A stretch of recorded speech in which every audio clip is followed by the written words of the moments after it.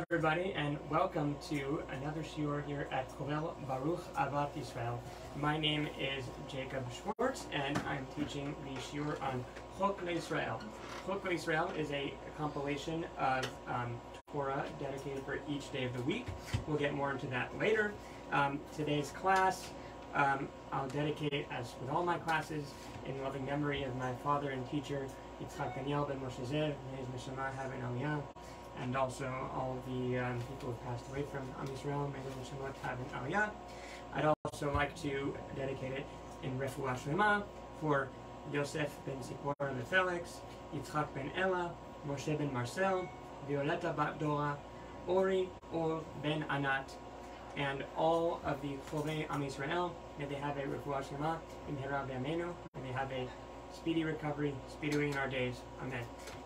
Please go ahead and share this class with everybody who you can, who you think would be interested in watching us here at KOLLEL Baruch A'Havat Israel, Chok Le'Israel, any of our other classes. Just go ahead and, it helps us so much just to get a quick share on social media. So we really appreciate everybody who shares, and also pay a visit to our website at neshatorah.org. That's NESSHATORAH.org. Amen. So, this week's Parashat is P'arshat VA'ETCHANAN. We're going to be looking at the Chok Le'Israel for Yom Revi'i. Here's a little sneak peek into the inside of my book here.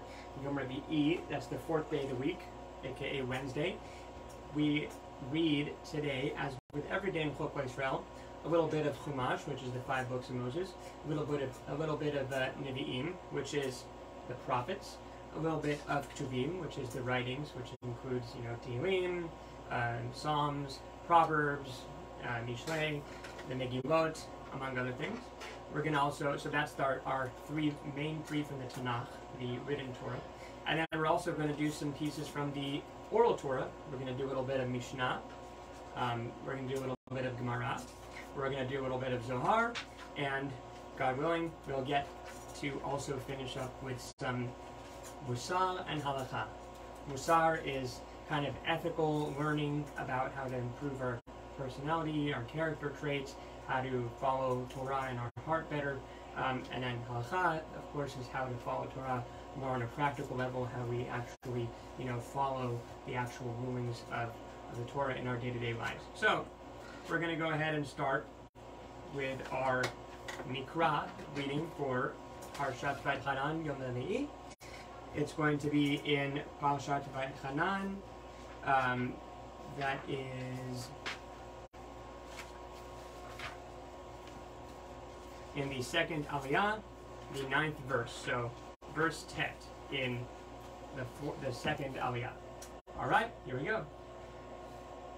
רק ישמר לך ושמור נפשך מאוד, פן תשכח את הדברים אשר ראו עיניך, ופן יעשו בלבבך כל ימי חייך, והודעת לבניך ולבני בניך. לכו תסתמר לך וקר נפשך, לך תלמד שיפיק מה ידיך זו עינייך, ותלמד ידון מלבך כל יום חייך, אותו דין ולבנייך ולבני בנייך. But guard yourself and protect your soul diligently, lest you forget the things which your eyes saw, and lest these things depart from your heart all the days of your life, and you will make them known to your children and to your children's children. That's a very, very famous verse from the Torah. Probably one of the most famous verses in the Torah is Shmor Nafshecha Me'od. It's actually kind of a blanket commandment that we have, which is basically just to make sure that you take care of yourself. So that means spiritually, nefesh, soul, and also means physically making sure that you protect yourself from anything that could physically harm you. There's a lot of talk in the rabbinic writings about what that means, different things that fall under that category of, just making sure, for example, not even to take a stroll late at night by yourself. That's an example of not exactly looking out to protect your soul so much if you, get yourself in dangerous situations, and then, of course, even more so if you do things directly that potentially endanger your health. So this is an important commandment.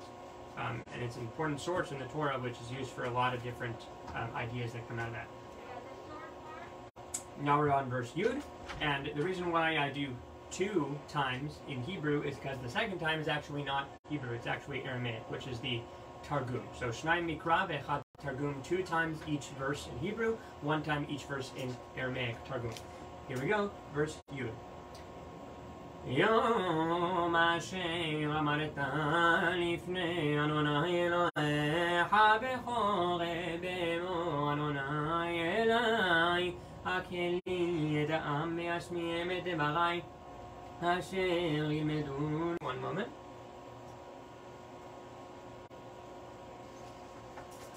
Sorry about that. יום דיקמת קדם אדוני לך בחורב קדם אדוני לי כנוש קדם יתי העמה וישמעינון יפי קמי ילפון למיכל קדמי כל יום ידינון קיימין על הרעה ויד ביניהן ילפון. The day that you stood before the Lord our God at Horeb, or the Lord your God at Horeb, it says actually, when the Lord said to me, assemble the people for me, and I will make them hear my words, that they may learn to fear me all the days that they will live upon the earth, and that they may teach their children. Horeb is another word for Mount Sinai, so it's referencing, the important things that happened at Mount Sinai when we gave the Torah, etc. Here we go, verse Yud Aleph, 11. ותקרבו ותעמדון תחת בהר בוער באש עד לב השמיים חושך ענן וערפל וקרבתון וקמתון בשפול לתורה ותורה בעיר בשעת צאת שהיה חשוך עננה ועמידתה. And you approached and stood under the mountain, and the mountain burned with fire to the midst of heaven, with darkness, a cloud, and dense fog. 12th verse. וידבר אדוני עליכם מתוך האש כל דברים אתם שומעים ותמונה אליכם רואים זולתי כל ומעיל אדוני כל מגוי שאתה כאן ויגמין אתון שמין ודמול לתכון חזן אליין כלה. And the Lord spoke to you out of the midst of the fire. You heard the sound of the words, but saw no image, just a sound. Verse 13, Yud Gimel. ויגד לכם את בריתו אשר ציווה אתכם לעשות 10 הדברים ויכתבם על 2 לוחות אבנים וחבי לכוניה כי ימני וגיד יכול למעבד 10 פתגמים וכתבין על תרן לוחי הבניה. And he declared his covenant to you, which he commanded you to do, the 10 commandments, and he wrote them on 2 tablets of stone. י"ד ואותי ציווה אדוני בעת ההיא ללמד אתכם חוקים ומשפטים לעשות אתכם אותם בארץ אשר אתם עוברים שמה לרשתה ותפקד אדוני בדני לידיו ויחון קיימים בדינים ביד נכון יעתון בערד יעתון עברים תמן למקטע. And the Lord commanded me at that time to teach you statutes and judgments so that you should do them in the land to which you are passing to possess. So these are some quotes from Moshe Rabbeinu. Moshe is delivering the Devarim speech, which is, essentially the book of Devarim is just a long speech by Moshe Rabbeinu as he recounts everything that, happened during their journey in the desert, all the events, and in the journey and before, in Egypt, etc. Just kind of, it's called the Mishneh Torah, the second, telling over the Torah. The Torah, compounded when Moshe says it again in his own words, again. So now we're going to go to do these verses again really quickly for Shnayim Mikra, which means we read them again for a second time, just the Hebrew, not the Aramaic. And what I do for Shnayim Mikra, my personal thing is I just do, the first time I do it in Moroccan Tamim, the second time I do it in the Ashkenazi trope, just kind of out of deference for my mixed Jewish heritage and just to keep in practice for both in case, I ever have occasion to teach either one of them to anybody. So here we go, Tet.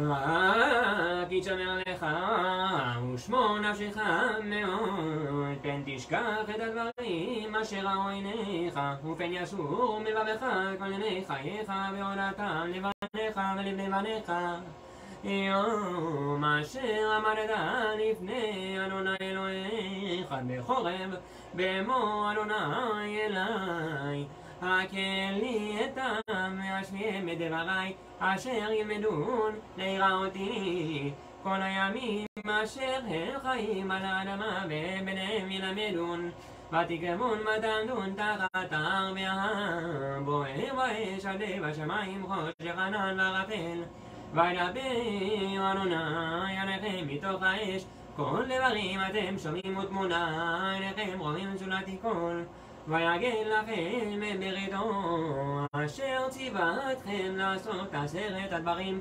ויכתבם על 2 לוחות אבנים ואותי ציווה אדוני בעת ההיא ללמדכם חוקים ומשפטים לעשותכם אותם בארץ אשר אתם עוברים שמה לרשתה. Sorry, we're going to go ahead and move on to our next piece of Nevi'im, the prophets. That's in Yeshayahu, Perek Mem. Perek Mem, Pasuk Tet Zayin, is from this week's Haftorah portion. ולבנון נדבר בחייתו הנה עולם מילנה לבנן לעשה בכל להלקה בחבתה דבנתי כמסהלתה. And of the Lebanon there is not enough to burn, and its beasts there is not enough for burnt offerings. כל הגויים כעין נגדו מאפס שפתו נחשבו לו כל הממיה כלמה ובדיון גמירה בשצה אינון חשיבים כלמוי. All the nations are as naught before him, for Hashem. As things of naught and vanity are they regarded by him. ואל מי תדמיון אל ומה דמות תאכלו ולמנתון מדמין גנם אל ומה דמותתון מסנרין כדמוי. And to whom do you compare God, and what likeness do you arrange for him? הפסל נסע חרש וצורק בזן ירקנו ורתו כל כסף צורק השלמן הגרה וקנה ברהב מחפלה ושלשלן דיסף קנה מאכלה. The graven image the craftsman has melted, and the smith plates it with gold, and chains of silver he attaches. המסוכן תרומה יש לו ירכב יבחר חרש חכם יבקש לו להכין פסל לא עמו עודן ברע דלאחי רקבה בחר נגע ומן באלה להתקנת אליהם ולהסתלה. The one who is accustomed to select chooses a tree that does not rot. He seeks for himself a skilled craftsman to prepare a graven image which will not move. Kind of recounting the tragic steps of preparing idols for idol worship. הלא תדעו, הלא תשמעו, הלא גד מראש לכם, הלא הבינותם מוסדות הארץ. הלא ידעתון, הלא שמתון, הלא יתחבא מן עוולה ובעד סדרי בראשית לכון, הלא תסתגלו למבחן קדם מן דברי יסודיה. Do you not know? Have you not heard? Has it not been told to you from the beginning? Do you not understand the foundations of the earth? Very interesting piece right here. It's a rhetorical question. You know, the prophet's asking, don't you understand how stupid it is to worship idols? Don't you understand how the world came into creation? Obviously, God created it. Obviously, these things made out of wood and stone and metal, they can't make the world. Obviously, the world didn't just pop into existence by itself. You know, it had to have a creator. So how can one rationalize worshiping these false idols? So that's the prophet Yeshaya. Now we're going to move on to Tuvim. That is the writings, Tehillim, Perek Tzadidalet, the Tehillim Psalms 94. En nekamot Adonai, en nekamot tovia, ela mare poranot Adonai, ela mare poranot Adonai, ela mare poranotopa. God of retribution, Lord, God of retribution, retribution appear.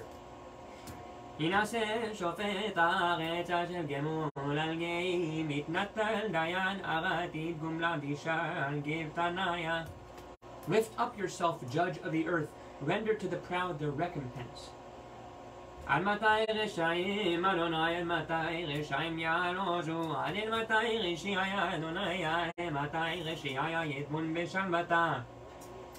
Lord, how long shall the wicked exult? They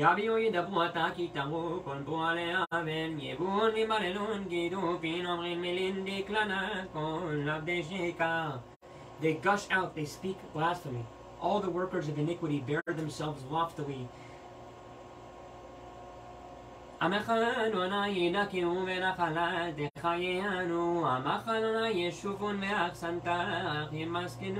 They crush your people, O Lord, and afflict your heritage.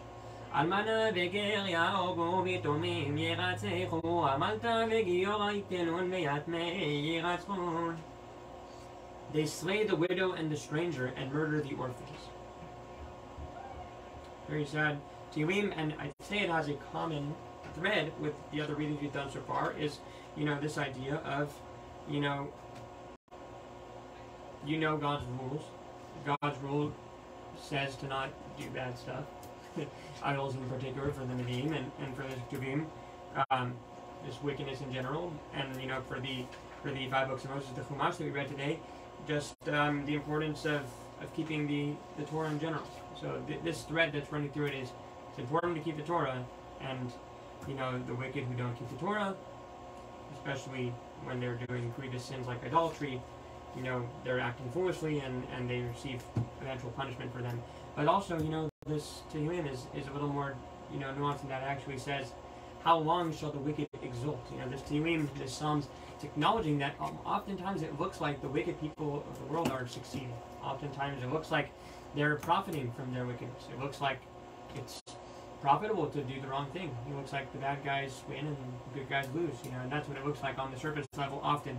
But, as we know, we believe that ultimately the wicked do repay for their sins. Not just in the world to come, but in this world even. Many wicked people, in the end, they do ultimately lose. But in this Tehillim, we have not yet got to the part where it talks about them losing. As of now, it's just kind of talking about all the terrible things that these wicked people do. They gush out, they speak blasphemy, they bear themselves loftily or with pride despite their sins.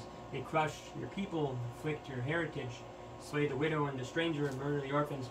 All these terrible things. It looks like they're getting away with it. What's the theme, though? Underneath this is we know that they don't ever get away with it. At the end of the day, Hashem always punishes the wicked and rewards the righteous. So, now we're moving on to Mishnah Shavuot, chapter 1. Grab my little Mishnah translation here.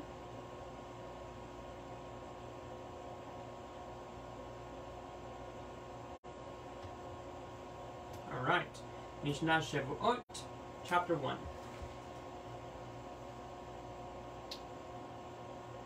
Shavuot Shtaim She'en Haba.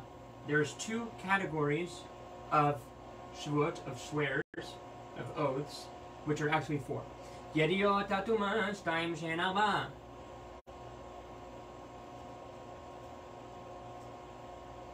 In regard to cases of being aware of tumat, of impurity, there are 2 categories, which are actually 4. Yetziot HaShabbat Shtaim She'en Haba. Going out on Shabbat, there's 2 within those categories, 2 types of those, which are actually 4. Ma'ot Negaim Shnaim She'en Haba. And then by Ma'ot Negaim, in terms of when it appears that somebody has a nega, a tzarat outbreak, there's 2 types of oaths for that, which are actually 4 types of oaths. So we're about to get into what that means exactly. Now, this should give a little bit of a insight into my struggle as I translate these Mishnayot. As you can see here where it says 1, this translation spends literally more than a page just on those 15 words of Mishnah that I just said. So, it's very hard to teach and funnel through all of that text to find what the main point of those words are. So I translate it based on my knowledge, and if I make a mistake, then God, I pray that nobody, makes a mistake in understanding what I'm saying, and I pray that I don't make any mistakes in understanding what it's saying here. That being said, I do my best to make simple translation of the Mishnah without giving any, further than what the actual Hebrew says. This translation is going much further than what the actual Hebrew says. It's giving all kinds of ideas about what it is exactly that it's saying, why it's saying it, what it means. I leave that to the Gemara. I'm really just trying my best to, based on just what the Hebrew is saying, give you a general idea of what the Mishnah is saying. So, this Mishnah is saying that there's 2 types of oaths, which are actually 4, and then there's 3 different categories of oaths, which break up into 4, even though they're actually 2 main categories. So there's Yediot HaTumah, which is categories relating to being aware of having Tumah, impurity, ritual impurity in a person, and oaths relating to that. Then there's going out on Shabbat. So there's 2 and 4 of that. So Yitziot Shabbat is carrying out. So taking stuff. You're not allowed to carry on Shabbat. So those are oaths relating to that. It looks like there's just 2 types, but there's actually 4. So 2 that break up into 4. It's like there's 2 wider ones, and then there's 4 within them. So if I have 1, 2, then 1 breaks up into 2, and 2 breaks up into 2. So that's what it's saying. Then there's also one last one of Mal'ot Negaim, which is when you have appearing a nega of tarat, which is a affliction of tarat, an outbreak of tarat. So there's 2 categories that actually break up into 4. So let's get into that. Mishnah Bet. כל שיש בה ידיעה ואתחנן וידיעה בסוף והלם בינתיים.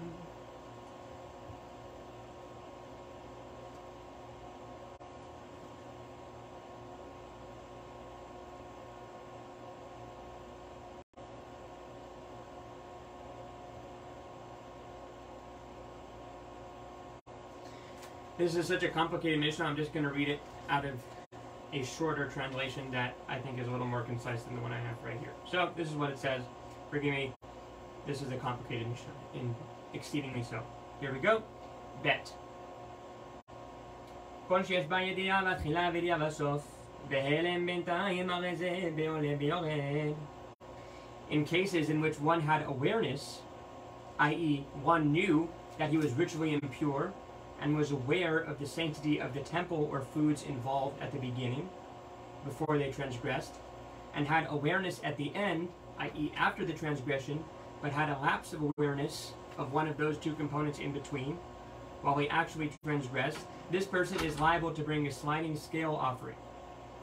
So that is extremely complicated. The translation really doesn't even make sense unless you really, read it multiple times, and we obviously are doing a surface level reading of these Mishnayot. So I'm going to do my best, and this one I'm going to kind of breeze through because, to be honest, this Mishnah doesn't make that much sense to me. I'm not well versed in the knowledge of Shavuot, and it seems to be a complicated concept. Here we go.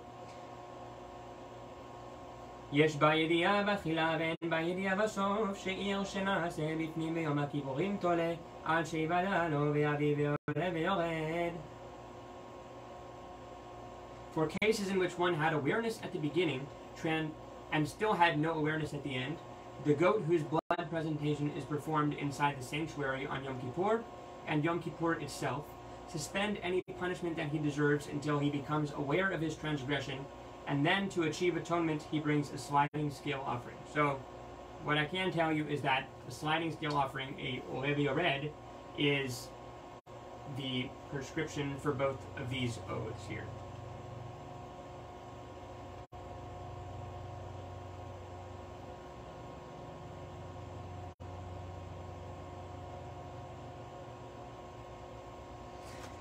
It's complicated because and theoretically we're talking about oaths, but the text almost here looks like it's not talking about oaths. It's almost like it's just saying what happens when somebody, makes a mistake in regards to laws of purity in the temple. So I don't really understand the connection to the oaths to this actual Mishnah piece here. So let's move on to Gimel. Maybe we'll get somewhere on that one.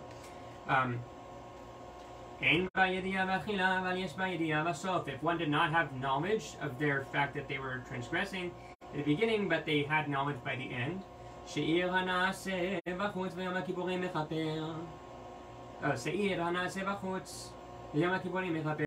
the goat which is prepared outside, and the Day of Atonement, Yom Kippurim, it comes to atone for him, for this person that made a mistake once they knew it at the end. So when they started doing whatever this is, they didn't know that it was wrong. By the end, they did know it was wrong.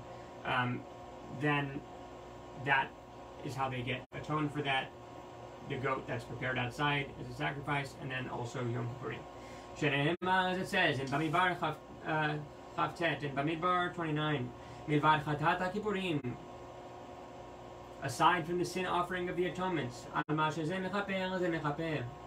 so that verse, it teaches us that which one atones. Just as this one atones, so does that one atone. Just as the internal goat, i.e. the one whose blood presentation is performed inside the sanctuary,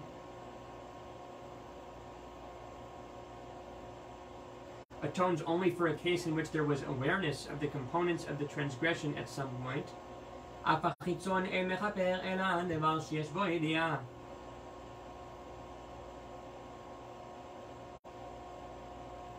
Just as this goat that's offered with the inside only atones for a matter by which a person had no knowledge that they were transgressing, so too is the one that's made outside, the goat that's sacrificed outside, it only atones for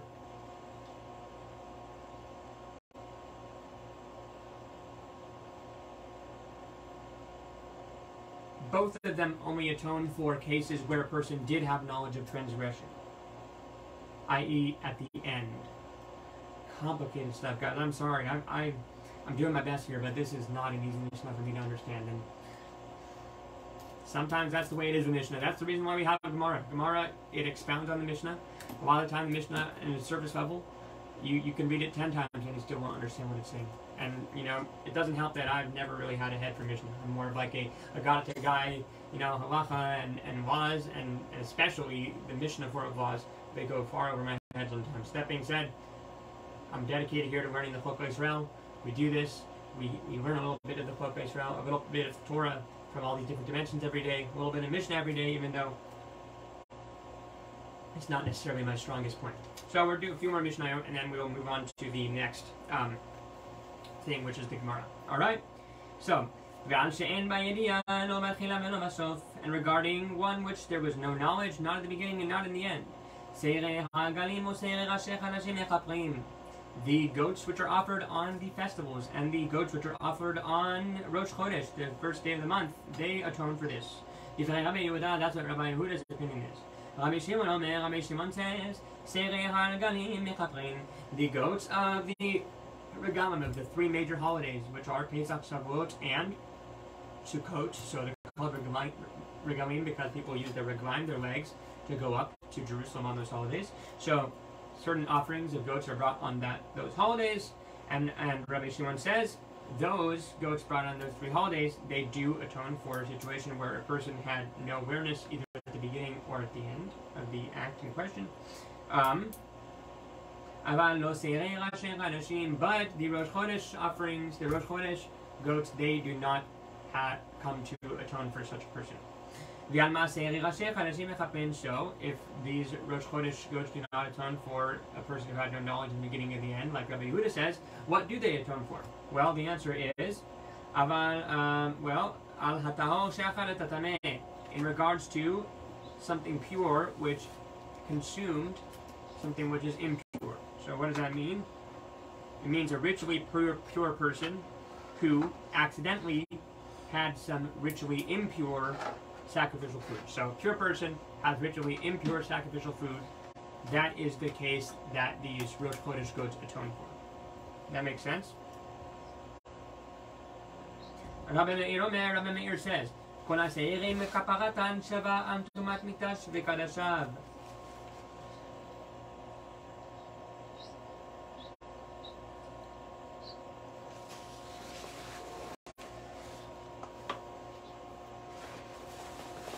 So Rabbi Meir's opinion is that all of the different goats which are brought, they all atone for the same thing, which is anything that causes tuma, impurity, to happen in the mikdash, in the Beit Mikdash, in the temple, and in its holy places.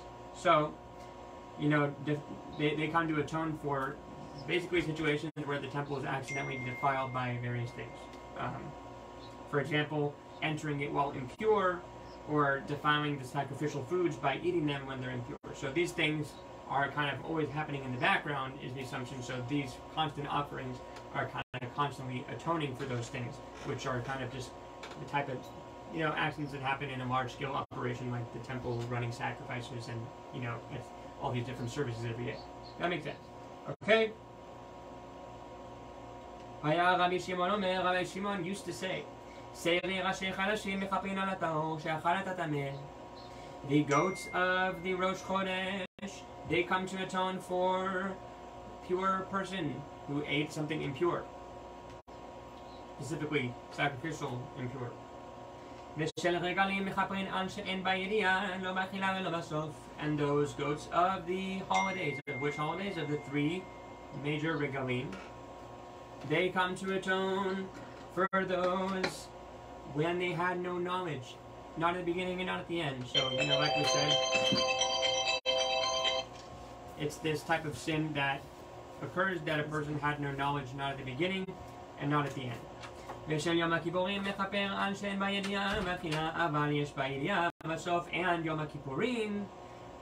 Yom Kippur, this comes to atone for what? It comes to atone for when the situation when a person had no knowledge at the beginning when they were doing this sin, but they did have knowledge at the end. I want to come through, now that I'm starting to understand this Mishnah a little better, I want to understand what this thing is that we're talking about, that, you know, as we keep saying, having knowledge in the beginning, but no knowledge at the end, having no knowledge at the beginning or the end. What is that exactly that they're talking about? I wish I had some people learning here with me in person that I could ask that question to. Maybe somebody would know. It might be something so obvious that I'm not familiar with. But let me kind of comb through the text and figure that out, if I can. Who's ready to share?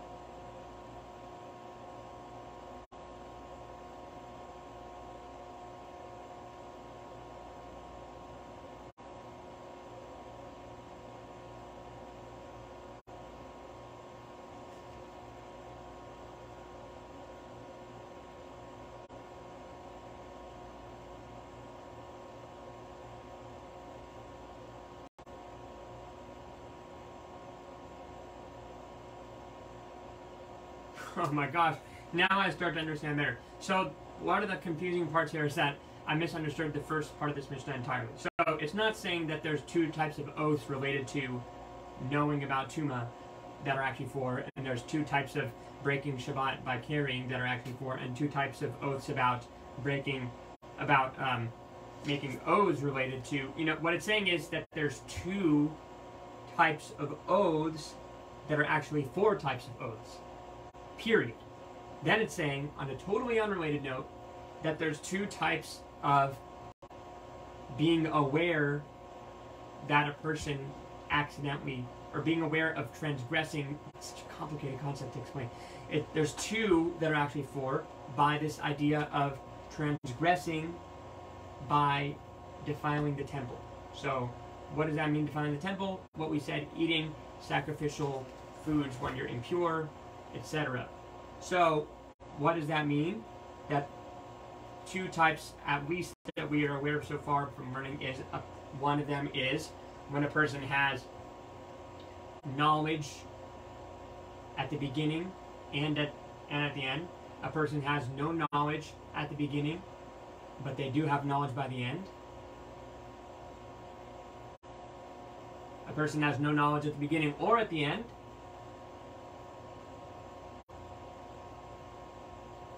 And the fourth one, I'm not exactly sure about.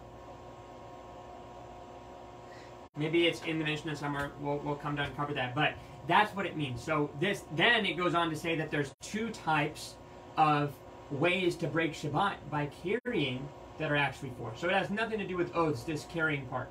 So the oath part is a separate thing.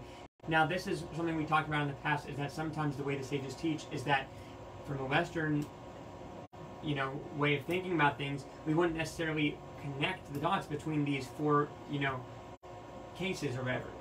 What does it have to do with oaths? What's the connection between oaths, between impurity of the temple, between carrying on Shabbat, and between leprosy? How are those four things connected? Why on earth would they all be said in the same Mishnah? Well, the answer is why is because all four of those subjects have two things about them which can actually be broken down into four things. That's why they were all included in the first Mishnah. Now, the rest of this first part of the Mishnah we've been talking about so far, it's not talking about oaths at all. It's talking about the ways that a person could become impure or bring impurity to the temple, and the ways that a person atones for doing this impurity in the temple. So, back to Mishnah 4. Now that we understand that, we can explain this a little better. So, Chayah Rabbi Shimon Omer, Rabbi Shimon used to say, the goats of Rosh Chodesh atone for a ritually pure person who ate a sacrificial food that was impure. V'shel regalim, and those goats offered on the three major holidays of Shavuot, Sukkot, and Pesach.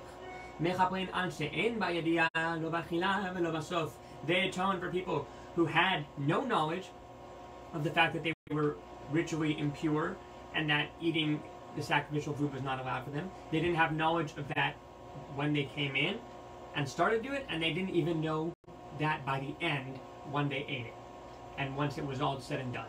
Now, there's another situation here that we're saying. So, V'shel Yom Kippurim, according to Rabbi Shimon, the offerings on Yom Kippurim, mechaper an she'en ba yediah v'achila, aval yesh ba yediah v'sof. So, why do we need Yom Kippurim? According to Rabbi Shimon, it atones for those who had no awareness of the fact that what they were doing by eating sacrificial food in the temple was forbidden. They didn't know that at the beginning, but then they knew it by the end. So those people essentially are doing it. They did it consciously. They are aware of the fact that they transgressed. So they need some kind of atonement. The other person never even realizes that they made a mistake. Never even realizes that what they did was wrong. So in a way, they're less culpable than the person who does know it by the end, even though they didn't really know it when they were doing it. That's what my understanding is of the Mishnah right now. So, a person who never even realizes that what they did was not allowed, that's why these goats are offered on Rosh Chodesh, that's why these goats are offered on the three major holidays, because they atone for a person who never even realized that they made a mistake by eating sacrificial meat because they didn't know they were impure, or because they didn't know that it was not allowed to eat food when it's impure. And then Yom Kippur is for those who didn't know when they first started in to do this, but then they knew it by the time they were all said and done and finished eating the sacrificial food when they were impure. So that person gets atoned for by Yom Kippur. Makes more sense. My question that I'm still trying to figure out is, when we say one who doesn't know but only knows later, if I had a rabbi right here who was right next to me at this exact moment, I would probably ask them, one who is Baki in this Mishnah, I would ask them, well, is it that the person who knows not at the beginning but knows by the end, what does it mean that they know? What is it that they're knowing? Is it that they know that they're, it's so hard to explain this. So is it that a person knows that they're not, let me write this out. Sorry, this is like, it's basically, sometimes Mishnah is like mathematical. it's like it requires a type of like logical thinking that you can't just do on the fly. It would, it could almost require hours of preparation just to understand a single Mishnah. So let me go ahead and quickly try and sketch this out in a way that I can explain my question. So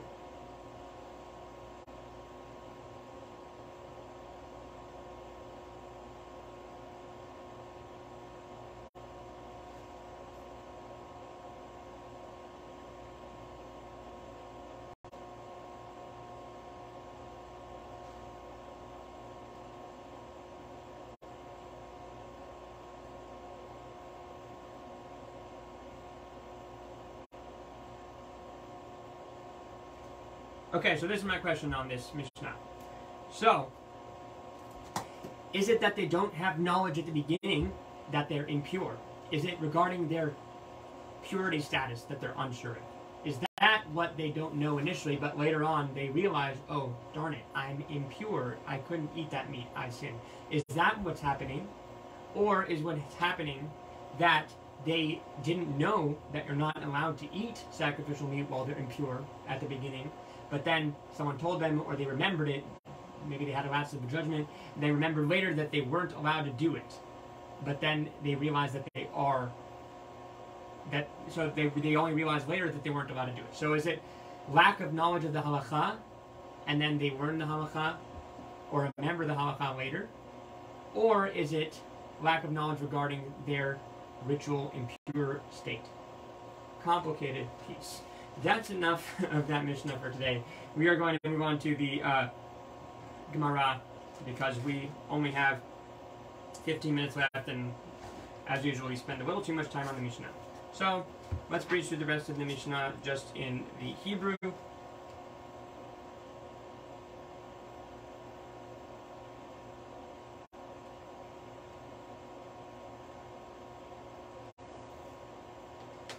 אמרו לו מהו שיקרבו זה וזה, אמר להם יקרבו, אמרו לו הואיל ואין כפרתן שווה, היך קרבין זה וזה, אמר להם כולן באים לכפר על טומאת מקדש וקדשיו. משנה ה' רבי שמעון בן יהודה אומר מי שמוסר ראשי קדשים מכפרים על הטהור שאכלת הטמא מוסיף עליהם של רגלים שמכפרים על הטהור שאכלת הטמא ועל שם בידיעה לא באכילה ולא בסוף מוסיף עליהם של יום הכיפורים שהם מכפרים על הטהור שאכלת הטמא ועל שם בידיעה לא באכילה ולא בסוף ועל שאין בידיעה באכילה אבל יש בידיעה בסוף. אמרו לו אומר היה רבי מהו שיקרבו זה בזה, אמר להם הן, אמרו לו אם כן יהיו של יום הכיפורים קרבים בראשי חדשים, אבל איך שראשי חדשים קרבים ביום הכיפורים לכפר כפרה שאינה שלהן, אמר להם כולן באים לכפר על טומאת מקדש וקדשיו. משנה ו' ועל זדון טומאת מקדש וקדשיו שעיר הנעשה בפנים ביום הכיפורים מכפרים ועל שעיר העבירות שבתורה הקלות והחמורות, הזדונות והשכגות, הודה לו ולא הודה, עשה ולא תעשה, כרתות ומיתות ביתים, צעיר המשתלח לכפר. משנה ז' אחד ישראלים ואחד כהנים, אחד כהן משוח, מה בין ישראלים לכהנים ולכהן משוח, אלא שדם הפר מכפר על הכהנים על טומאת מקדש וקדשיו. רבי שמעון אומר, כשם שדם השעיר נעשה בפנים מכפר על ישראל, כך דם הפר מכפר על הכהנים, כשם שווידוייו של שעיר משלח לכפר לישראל, כך וידוייו של פר מכפר על הכהנים. Beautiful. Now let's do the Gemara. So Gemara for Shavuot 18b, which is Yud-Chet Bet. באה מיני רבי יונתן בן יוסי בן לקוניה, מרבי שמעון בן יוסי בן לקוניה, עזרה לבוא אלידה ומנין, מן התורה. שקל כלה פתק בהן עזרה לבוא אלידה, ואל אישה בנידה טומאתה לא תקרב, אלא עזרה למשמש, אימה טהורה ואמרה לא נטמאתי לילה נפריש מיד מנהלן, אמר חזקיה מה קרא אותי נידתה עליו, אפילו בשעה נידתה עליו.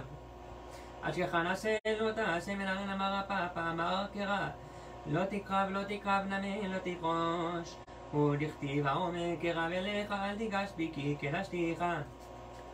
Rabbi Yonatan ben Yossi ben Lakunya inquired of Rabbi Shimon ben Yossi ben Lakunya, where is the prohibition in the Torah against relations with the menstruating women? He took a clod and threw it at him, a clod of dirt. So he threw a piece of dirt at him, threw a mud ball at him, basically saying, prohibition against relations with a menstruating women, and to a woman who is impure by her menstrual menstrual uncleanness you shall not approach. So he says it's a very obvious halakha from Leviticus 18:19, Vayikra 18:19. What are you asking this question for? It's right there in the Torah. Well then, I meant to ask, so the guy who just got a mud ball thrown at him says, well, I meant to ask, where do we find the warning that if a man has relations with a clean woman, and she says to him, I have become unclean, that he should not withdraw abruptly? Chizkiah said, the Mikra says, the scripture says, and if any man lies with her, her impurity shall be with him. So Vayikra 15:24 says that, i.e., there is a time when even if she is impure, she shall be with him. I.e., he must not withdraw abruptly so as to not have pleasure from the withdrawal. From this we have a positive precept. From where do we derive a negative precept? What Papa said, scripture says, you shall not approach to a woman who is impure. You shall not approach means also you shall not withdraw. For it is written, a people that provoke me, who say, approach to yourself, come not near me, for I am holier than you. According to Rashi and the Gemara, meaning for I may defile you, thereby teaching that the you shall not approach in Leviticus may mean do not approach to yourself, i.e. do not withdraw. Sorry guys, translation could be better. But we got what we got. Now, let's see here. Tanu Ramanan, our rabbis taught, thus you shall separate the children of Israel from their uncleanness. Rabbi Yoshia said, from here we have a warning to the people of Israel. So the Rabbi Yoshia said, from this we learn that for the children of Israel that they should separate from their wives near the menstrual cycle. So when they're near the menstrual cycle, they should separate from their wives. And so how long before the cycle should they separate? Rabbi said 1 ona, a whole day or a whole night. Rabbi Yochanan said in the name of Rabbi Shimon ben Yochai,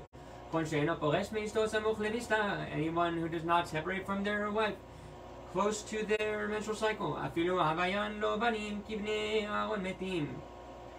So if this person does not separate from their wife close to the menstrual cycle, even if he has sons that are as good as the sons of Aaron, then they will die.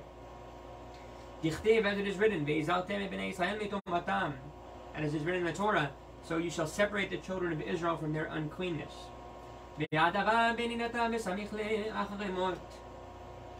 Of she who is ill with her impurity, and next to it, in Achremot,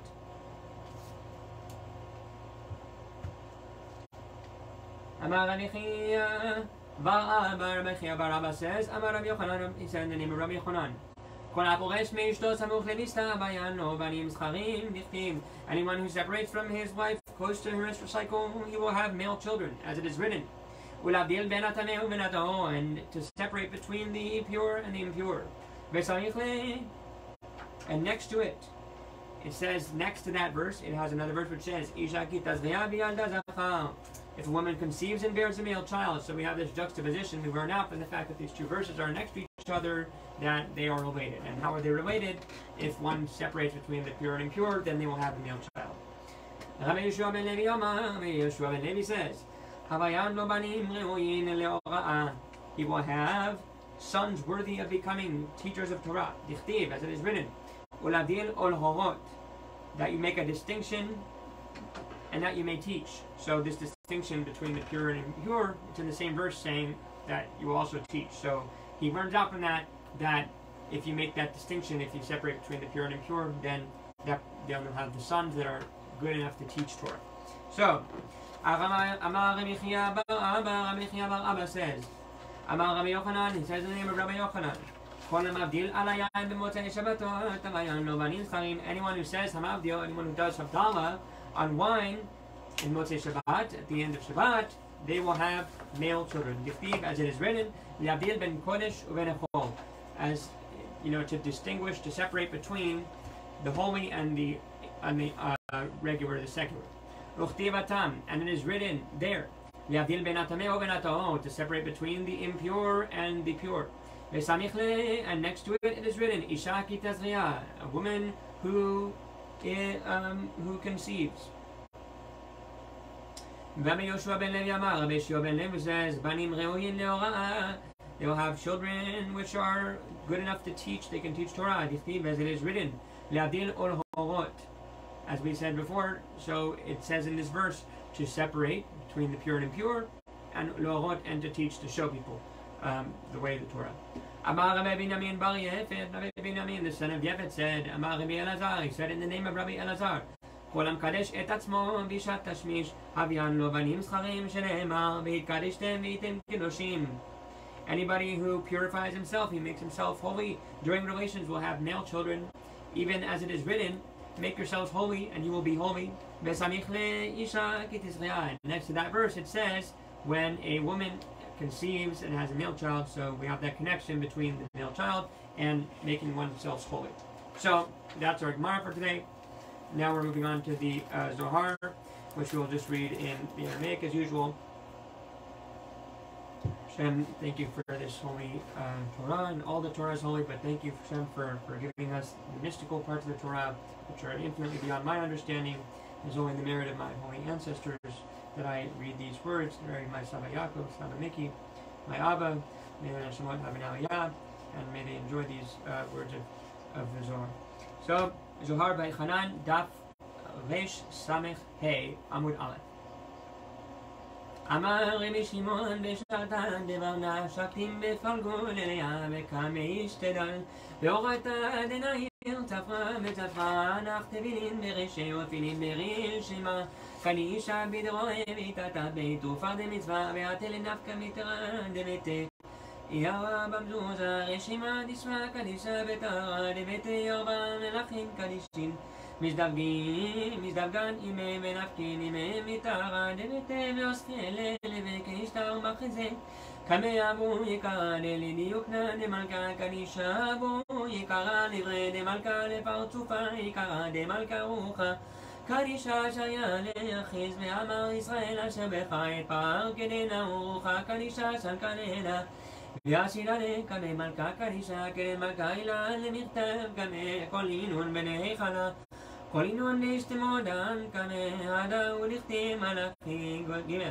ויקדם סבר זיכרון לפניו נראה אדוני אל חושבי שמו באי אל חושבי שמו כמדע תמר וחושבי מחשבות עינון דעבדין לשמי אומנותה בחולה אומנותה לפילין בבדיון מרצועיון וכתיבתון אומנותה לציצית בחוטיון בחוטה דחלדה אומנותה נמזוזה ואילנינות חושבי שמו וכתיב וחושבי מחשבות ולא עוד אלא דקודשה בניחום משתבח ומכריז עליהם בכולו על מלחמו ובריאה בדית לעולמי ומאן דיול כבל לכנשתה כנפק מתערב אל הכלים לרשם וציצית בלבושה ואומר אשתחווה לך קודשך בירתך קודשה בריחו אמר אנו מוראי הסעיד סעלותה דשיקה. So this Zohar in a nutshell talks about Talit, Tefillin, and the loftiness of these mitzvot. So now we're going to finish up with our Yosef Achok, the ethical teachings of the Musar, and our Halacha. This is from Sefer Chasidim, chapter 155. Aleph. Kol hamrachem ala achzar, anyone who shows compassion to someone who is cruel, eno merachem ala rachamanim, and then in the end they will not have mercy on those who are merciful. Ve'al mi sheyadin lerachem alav, kegon al banav ve'al notav ve'echav. And to those, and he also won't show compassion or mercy to those who it makes sense to show mercy to, such as his sons, his daughters, his brothers, and those who are close to him. Ve'ein lahem v'yachol lechalkelam. And if he does not give them any sustenance, he does not provide for them, even though he's able to, ve'eino noten lahem harei kol ma sheyesh lo yavo lidei mi she'ein lo zchut u'tzedakah. Then in the end, it will pass to someone else who does not have this to get his sustenance. So if he does not provide for the people who he needs to provide for, his family, in the end, then it will end up providing for someone else who's not his family. So, הרי כל מה שיש לו יבוא לידי מי שאין לו זכות וצדקה פירוש ליד בניו ובנותיו וקרוביו שהן צדקה שייך לפרנסתם. If he can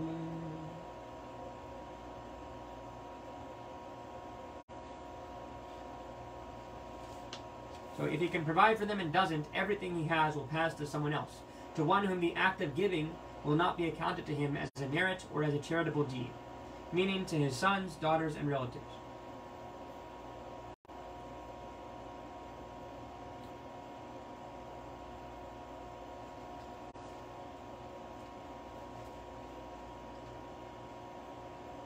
אלא דרך חכמנות ואפילו מפרנס אחרים, בכיוון שיודע שאביו עמו בכוונים ואינו מפרנסם ומפרנס אחרים אותן עצמם, שהוא מפרנס לבסוף יהיו אכזרים עליו ולא יחמו ולא יחזיקו לו טובה על החסד שעשה עמהם ויהפכו לו לשון אב. Even if he does provide, so for providing for them is not a matter of charity, but rather is an act of mercy. Even if he does provide for other people, but he knows that his father, mother, or siblings are poor, yet he does not provide for them, and instead provides for others, not thinking about his family, but instead thinks about others who he wants to have compassion on, the very people for whom he does provide will ultimately be cruel to him, and will show him no mercy. They will not appreciate any kindness that he did for them, and will eventually become his enemies. For there are deeds for which a person receives no merit upon doing them, yet if he does not do them, it is considered evil. כי יש לך דבר שאין לו זכות לאדם אם יעשנה ואם לא יעשנה יחשב לו לרעה. כגון איש ואשתו שאוהבים ילדיהם ויש להן ומפרנסין אותן. Just like, for example, a man and his wife who love their children.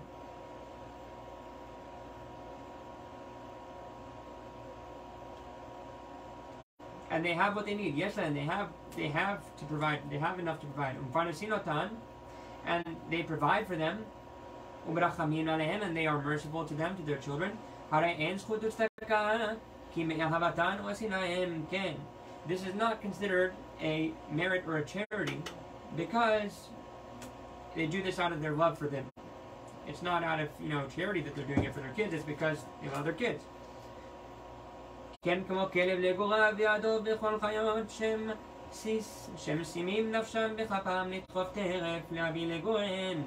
It's very similar to the same way that a dog cares for its puppies, and a bear and all animals that risk their lives to hunt and bring food for their young.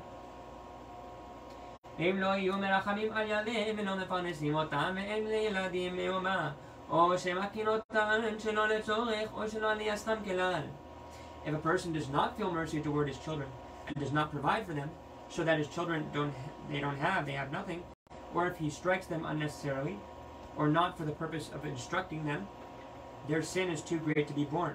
The person who does these things is very sinful. So, gadol avonah minso, it's too much to bear.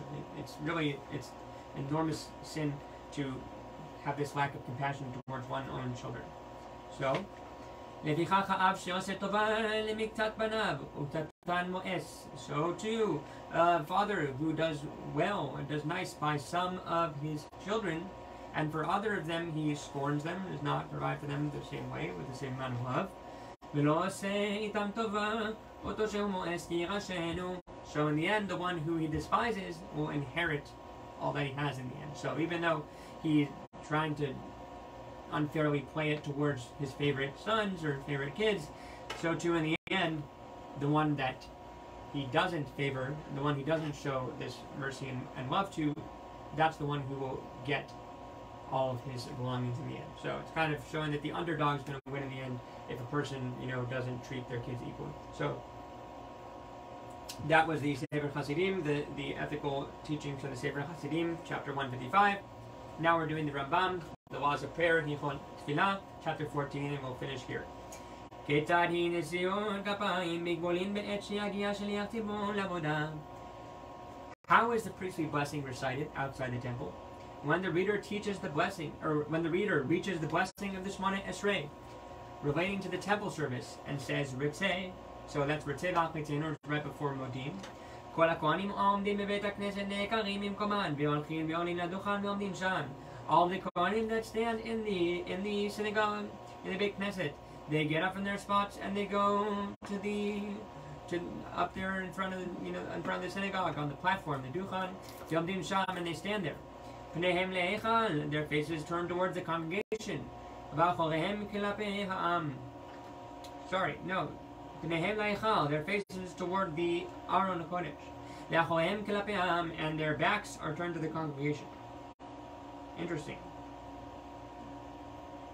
That's not always the way that I've seen it done. But this is the Rambam. Not everybody follows the Rambam on everything. We follow often the Shulchan Aruch. You know, of course, that's what Sephardim follows, the Shulchan Aruch. And Ashkenazim follow the Mapah on the Shulchan Aruch. But, you know, there's other poskim as well. But, yes, the Rambam is just one factor of the Shulchan Aruch. So this might not be the ultimate halakha that the Shulchan Aruch goes by. But what it says here is that their faces are turned, the Kohanim, towards the Heichal, towards the Ark, and their backs are turned towards the congregation. And their fingers are curled up into their hands. Until the reader finishes the blessing of thanks, that's Modim. So they wait there until Modim.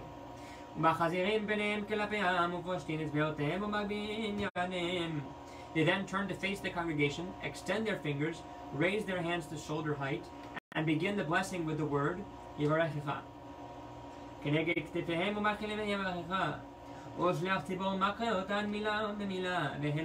Shliach Tzibor and the Chazan, he reads to them word by word from the blessing of Yivarechecha, and they respond. Shneimar, as it says in Bamidbar Vav, Amor lahem, say to them, say unto them, Ad Shiomar. So it means that until the Chazan reads it to them, then that's when they say it. When they finish the first verse, then everybody there says Amen. And then the Chazan goes back and he reads for them the second verse of the Yivarechecha. Mila b'mila, word by word, and they answer it. Until the Kohanim finish reading the second verse. And the whole congregation there, they answer Amen. And the same process by the third pasuk. When the Kohanim finish the three verses of the Yivarechecha, then the Shliach Tzibor, the Chazan, begins the final blessing, Shel Filah, of the Amidah, Shehi Sim Shalom, which is Sim Shalom. And the Kohanim turn back towards the Kodesh, Klape HaKodesh, and they turn their faces back toward the Holy Ark. And they fold their fingers. And they stand there on the platform until the reader finishes reciting the blessing, and then they return to their place. So that's our Rambam for the day. I just wanted to clarify that in the end, what he said here was they turn to face the congregation. So when I said that their backs are to the congregation, that's when they're preparing and waiting for the final moment when they're going to turn around. So made a mistake there. Yes, that this is the way we do it. You know, so they face the congregation while they're saying the blessing. Before that, when they're just waiting for the Chazan to be ready for them, they face the Ark. And then they face the Ark again after they say the blessing. Thank you so much for joining us here today at KOLLEL Baruch A'Havat Israel for the Chok Le'Israel. I'm Yaakov Schwartz. Hope you all have a wonderful day.